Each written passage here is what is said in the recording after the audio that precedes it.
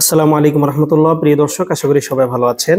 ইতালির ভিসা হওয়ার পরেও আপনাকে এয়ারপোর্ট থেকে ফেরত দিতে পারে যদি আপনার যে মালিক বা যিনি আপনাকে নুলাস্তা দিয়েছেন, যিনি আবেদন করেছেন ভিসা হয়েছে, উনি যদি আপনাকে এয়ারপোর্টে কনফার্মেশনটি না দেয়। আমি আপনাদেরকে একটা স্ক্রিনশট দেখাচ্ছি যেখানে আমাদের যে ক্লায়েন্ট, সে ক্লায়েন্ট এয়ারপোর্ট দিয়ে আসবে, সেই এয়ারপোর্টের ইনফরমেশনটা আমরা এখানে দিয়ে দিচ্ছি। এই যে এখানে দেখুন যে প্রভিন্সিয়া দি ইনগ্রেসো ইন ইতালিয়া, কোন প্রভিন্স দিয়ে ঢুকবে, কমুনি দি ইনগ্রেসো ইন ইতালিয়া, কোন কমুনি বা কোন থানা, দাতা দি ইনগ্রেসো মানে যেই ডেটে ঢুকবে, অর্থাৎ টিকিট যেই ডেটে কাটা আছে, তারপরে হচ্ছে পোর্তো এরোপোর্তো অর্থাৎ এয়ারপোর্টের নাম, তারপরে নুমেরো ভিস্তো অর্থাৎ ভিসার যে নাম্বার আছে সেটা দিতে হবে।